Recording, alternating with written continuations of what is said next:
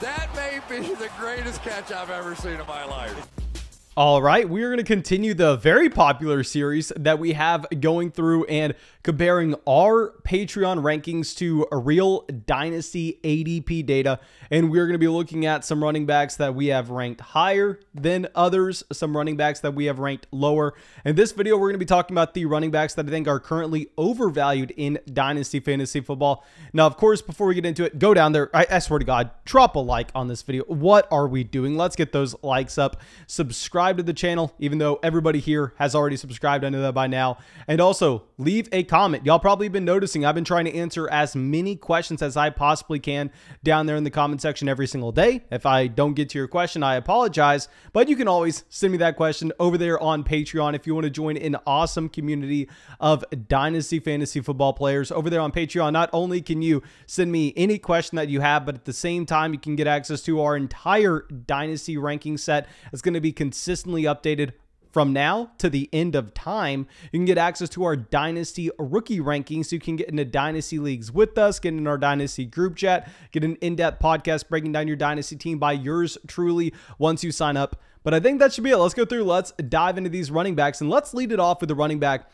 that I was very surprised to see on this list. I'm sure a lot of y'all are going to be surprised to see this as well, but let's go over to Joe Mixon. Okay, now with Joe Mixon, y'all know this is a running back that if you look at where we were on Joe Mixon, both in redraft leagues last year, as well as in dynasty leagues over the previous 2 seasons, I have found myself significantly higher on Joe Mixon than pretty much everybody else in the community. He was, I don't want to say my most drafted running back last year because he was going in the 2nd round, but if you look at running backs that were going in the first 3 rounds of whether it was a redraft or a dynasty league, I was taking Joe Mixon more than any other running back, and he was one of my highest owned players. I thought a lot of the arguments to be used against Joe Mixon were just flat out wrong. I mean, if you were looking at him, a lot of people thought that Joe Mixon was an injury-prone running back, despite damn near every injury that he suffered through his NFL career. I mean, being, I don't want to say completely random, but they don't correlate with each other at all. And we have seen him be able to handle a very large workload over long durations. And I mean, we were saying Joe Mixon, not an injury-prone running back. To go along with this, we were looking at the addition of Ja'Marr Chase. And while I was saying that I didn't think Ja'Marr Chase was going to be an elite top 3 wide receiver in Dynasty, and I was horribly wrong on that, we were expecting that the addition of Ja'Marr Chase, the progression of Joe Burrow into year 2, was going to be able to overcome the lack of offensive line talent that this team had, but that this offensive line would be better than most people expected. And Joe Mixon comes out this past year and, I mean, proves a lot of people wrong. He was the running back 4 on a points per game basis. Now, we find ourselves in an interesting scenario where all of a sudden I'm lower on Joe Mixon than most people, and this is not something I was really expecting. Now, if we go over and look at his Dynasty ADP, now we're going to be getting this data from DLF Dynasty League Football. The reason we're looking at their ADP set is A, it's updated, and B, if you look at the mock drafts on this channel, I mean, that's all done by the Patreon community, all done by people who have access to my Dynasty rankings. So it's a little bit skewed here, and I feel like sometimes we get in our own little bubble. So I want to go somewhere else. I think most people on DLF have no idea what the Dynasty flock is. So we're going to check out this where they currently have Joe Mixon, I believe, as running back 8 in ADP. They have him directly in front of Nick Chubb, Saquon Barkley, J.K. Dobbins, Antonio Gibson, Elijah Mitchell, and Cam Akers. Now, if you pull up our Dynasty rankings over there on Patreon, I currently have Joe Mixon, I hate to say this, as running back 14. Now, I know a lot of people are going to give me crap for ranking Joe Mixon this low. And trust me, I understand that you want to have him higher. And I think you can make the argument to put Joe Mixon all the way up to running back about 11. We have him in the same tier as where we have Nick Chubb and Austin Eckler. But those younger running backs, guys like Antonio Gibson, Saquon Barkley, J.K. Dobbins, Cam Akers, I'm going to be ranking those players over Joe Mixon. And I understand a big argument that a lot of people have for Joe Mixon is that he's an incredibly young running back still, despite being drafted in 2017. And trust me, I understand it. Like, if you're looking at Joe Mixon right now, let me pull up his exact age so I don't get this wrong. wrong, but I believe he's 25 years old. This was a running back that was the youngest running back in that historic 2017 draft class. He was drafted at 20 years old. Yeah, so he is 25, and it looks like he's not going to turn 26 until the beginning of this next season as well. I mean, you compare this to, say, a running back that was drafted just 1 year before Joe Mixon in Derrick Henry. Derrick Henry's 28 years old. I mean, there's a massive difference between those age gaps, and it looks like Joe Mixon may have a little bit of a longer runway than what you're looking at with the player like Derrick Henry. Now, I have a couple issues with Joe Mixon, however, and that's I don't believe running back age to be as important in indicating long-term value as running back contract situation. I am viewing Joe Mixon, despite only being 25 years old, as a running back that will be at the peak of his powers for another 2 years, and then he's going to be at that age cliff where he's 27, 28 years old with not a guaranteed contract, and we're not viewing him as a long-term player. To go along with this, one of my main issues that I have with Joe Mixon, and something that got wrong about Joe Mixon this past year, now he was able to overcome it, was the lack of usage in the receiving game. Now, for whatever reason, and I would love for someone to fill me in on this, the Cincinnati Bengals and Zach Taylor, they do not want to use Joe Mixon as a pass-catching running back. For whatever reason, they have decided that Samaje Perine is a better use of their offense in the 2-minute drill, as well as just on obvious third down passing scenarios. Now, I don't understand this, because what's the funniest thing about this situation is if you go back to how these running backs were deployed at OU, remember, this was very similar to Michael Carter, Javonte Williams. Both Samaje Perine and Joe Mixon came out in that Oklahoma offense, and they were committee running backs. But the difference is, Joe Mixon was the pass-catching running back. Samaje Perine was the first and second down bruising running back who ended up failing in Washington, got flamed out. So I have no idea why this offense has decided to go through and just move Joe Mixon into a first and second down role only. Now, of course, he was able to overcome this past season, but we have to ask ourselves, how was that possible? How did Joe Mixon jump up to be that elite level veteran running back despite the inability to be able to be used on third downs? The reason for this is the touchdown rate. He actually had 16 touchdowns in 16 games played. In my opinion, that's going to be an unsustainable mark, even though this should be an elite offense going forward. So if I'm looking at Joe Mixon based on the limited runway that we may have with his contract situation 2 years down the road, based on the limited usage in the receiving game, despite Giovanni Bernard leaving, that's what I thought was going to give Joe Mixon the bump up in receiving game usage. They decided to deploy Samaje Perine for whatever reason. I don't understand it, as the primary pass catching running back for this offense, even though Joe Mixon has the talent. He can be a great pass catcher. We saw it every single year at OU. I don't know why they choose not to use him that way. And also, to go along with this, the touchdown rate is most likely going to come down this upcoming season. I think that if we're comparing him to the other veteran running backs that were drafted in 2017, someone like Alvin Kamara, someone like Dalvin Cook, I would be more confident with them outproducing Joe Mixon this upcoming season. And if we're talking about running backs that were drafted in 2020, guys like Antonio Gibson and J.K. Dobbins, I would be more comfortable with their long-term value. So despite, me having Joe Mixon on so many different teams in so many different leagues, I may be going through and looking to sell Joe Mixon, because if I can pivot off Mixon and I can get Antonio Gibson and possibly a pickup grade, I would love to do that. Because if we're looking at DLF ADP right now, Joe Mixon's a mid-second round startup pick, where Antonio Gibson's the running back 13. Going in the third round off the... I think we're probably going to be taking Antonio Gibson and the pickup grade.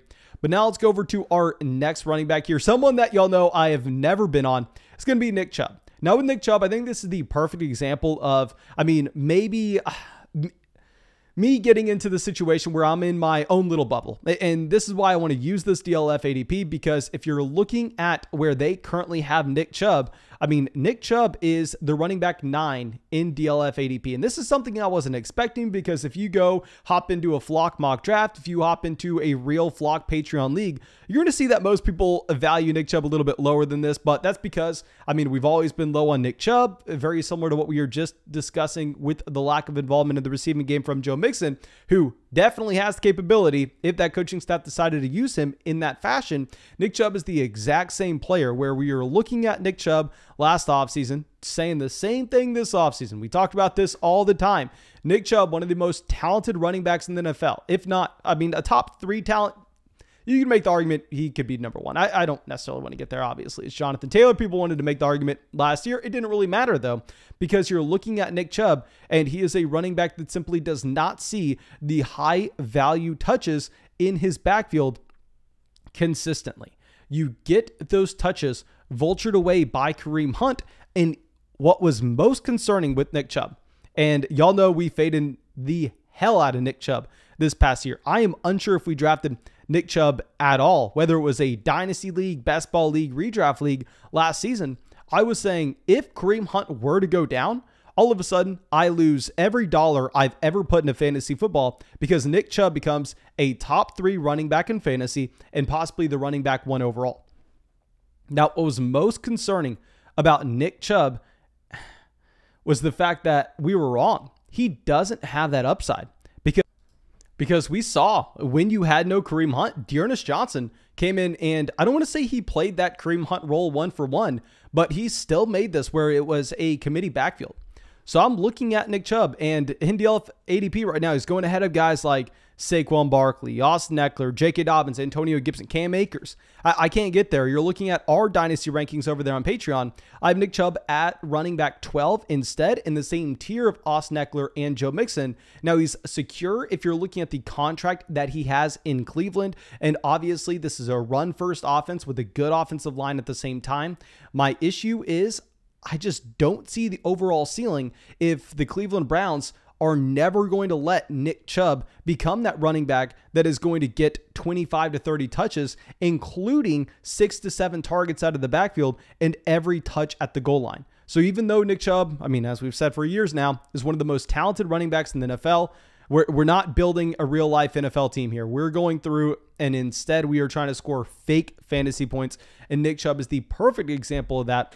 And now going over to a running back that we had a lot of people on our Dynasty Cornerstone running back video kind of getting upset with me that we did not have him in the rankings.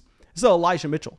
Now with Elijah Mitchell, this is an option that, well, yes, I mean, I think that I probably would have been lower on him back in 2015, 2016. Like, I've said this so many times before, but I think it's a fair comparison. Like, if you look at the San Francisco 49ers situation, I think the clear parallels, the 2018 NFL draft where you had Royce Freeman out of Oregon go in the 3rd round, and he looked like he was the, I don't want to say perfect prospect, but he looked like he was a great prospect coming out of Oregon. And you had Phillip Lindsay on nobody's radar being an undrafted free agent going to that same situation. And Phillip Lindsay actually outproducing Royce Freeman and being the starting running back in Denver.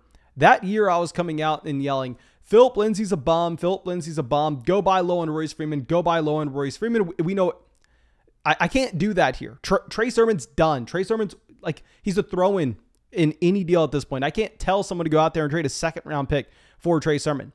But at the same time, with Elijah Mitchell, I am questioning the upside that he has in this offense.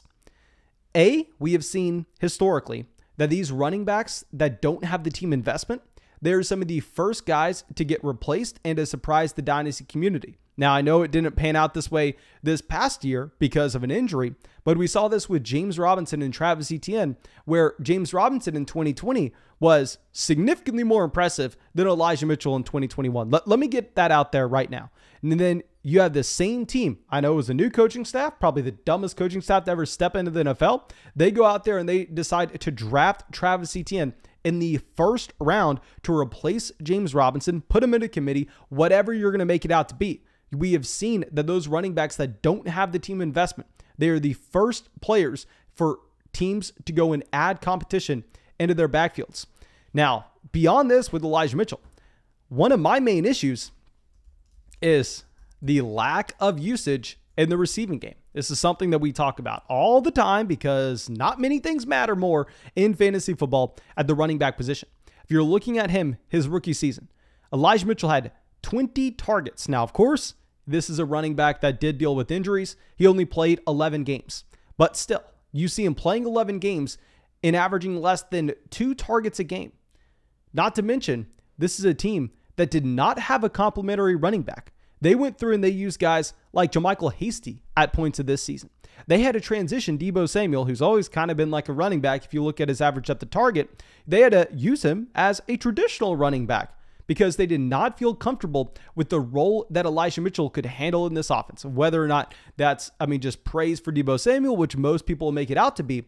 In the back of my mind, it still kind of indicates that this is a team that could look to add another running back into this backfield. That way they could transition Deebo Samuel back to being that flanker wide receiver, running more crossing routes over the middle, rather than playing behind the line of scrimmage as a running back. So I'm looking at Elijah Mitchell here in a light where I'm thinking, he's never going to catch passes.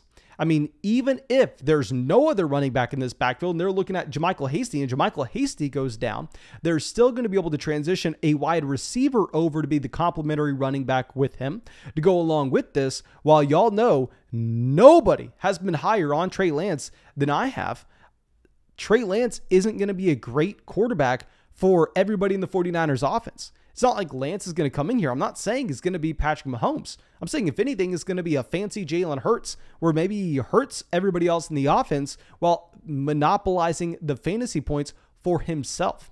So I'm worried that he may get his touchdowns vultured at the goal line by Trey Lance. I'm worried that he's never going to get used as a receiver. I'm worried that he's never going to get used as a 3-down workhorse running back, despite the other running backs in the backfield, whoever they may be. And I'm also worried that given the lack of team investment, that historically he's at a slightly higher chance of possibly being replaced in that San Francisco 49ers backfield.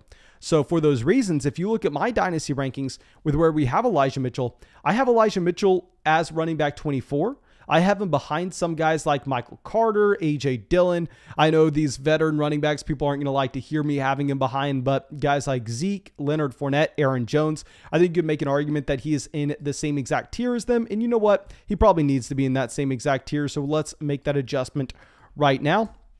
And if you're looking at DLF ADP, he's the running back 14. He's a high-end running back 2, directly behind Austin Eckler, J.K. Dobbins, and Antonio Gibson, and directly ahead of Cam Akers and Derrick Henry.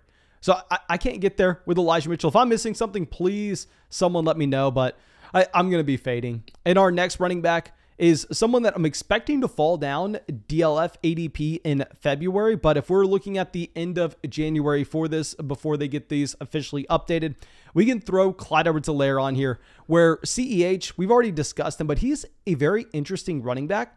And that I thought that he was actually, I don't want to say a good investment a couple months ago, but I thought he was a safe investment.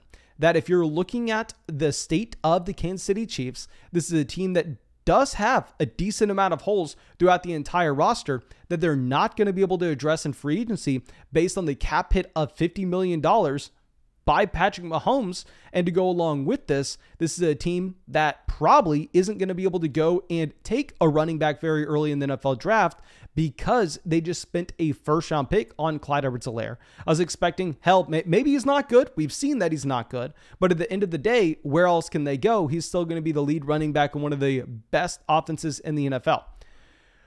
Well, to see what happened in the playoffs, to see Jerick McKinnon, even if you remove the first game where Clyde Edwards-Helaire missed and Jerick McKinnon was the feature down running back there, to see Jerick McKinnon command more touches in both the rushing game as well as, more importantly, the receiving game, for Clyde Edwards-Helaire to not demonstrate or not translate the receiving game ability that he had in college to the NFL, and he has never been a running back to get targeted out of the backfield. Maybe that's on Patrick Mahomes. Maybe Mahomes simply does not look to check the ball down, and instead Mahomes would rather take those deep shots, which he probably should, knowing he's Patrick Mahomes. And also, given the fact that this is something I thought would regress to the mean his second season, and I did not hate investing into Clyde Edwards-Helaire this past year. I had CEH on a decent amount of best ball teams and a decent amount of dynasty teams, and I was flat out wrong on it because we were looking at the grand scheme of things and saying from a macro perspective, I'd imagine a team that should be top 5 in the NFL in overall touchdowns will maybe just be average to slightly above average for rushing touchdowns for their lead running back in Clyde Edwards-Helaire,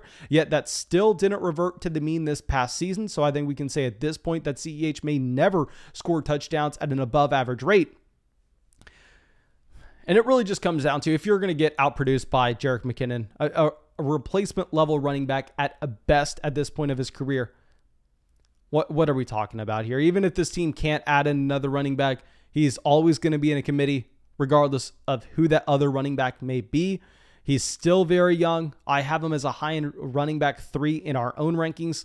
I have him directly ahead of James Conner, Tony Pollard, and in DLF ADP, I mean, you have Clyde Edwards-Helaire up there as a low-end running back 2, directly behind Josh Jacobs, A.J. Dillon, Aaron Jones, and Travis Etienne.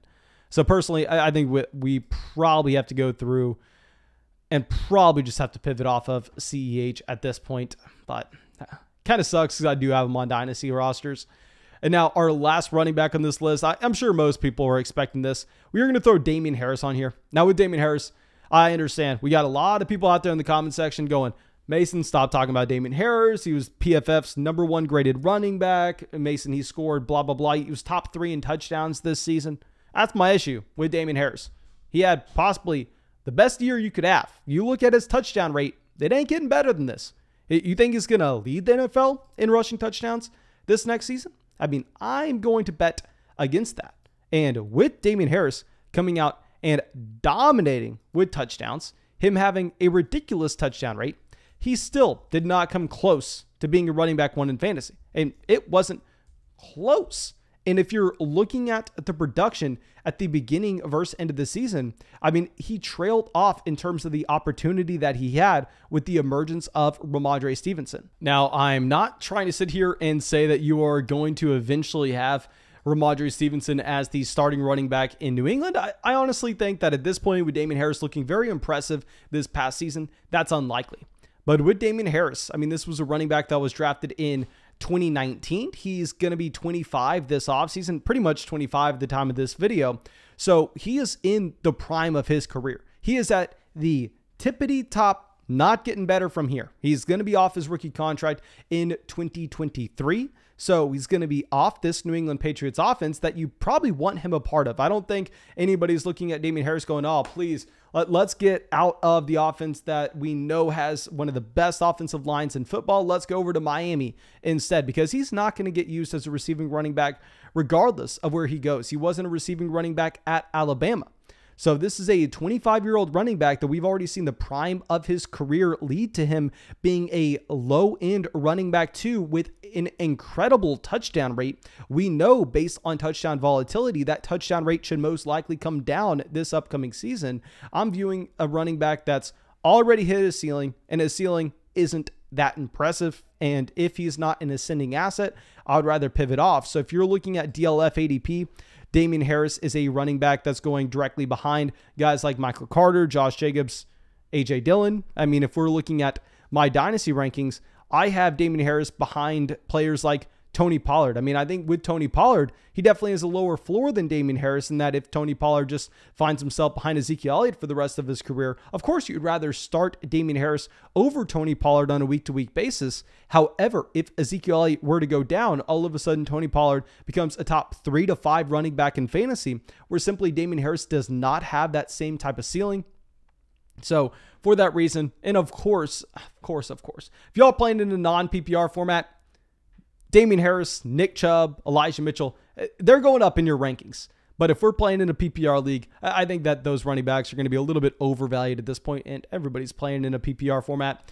Now, of course, thank you so much for being a part of the flock and supporting the channel. I really hope that this podcast was able to help you out. I really hope that I get to talk to you over there on Patreon sometime soon. Join our awesome community. And of course, this is not a promotion or anything, but this ADP data can be found from DLF Dynasty League Football.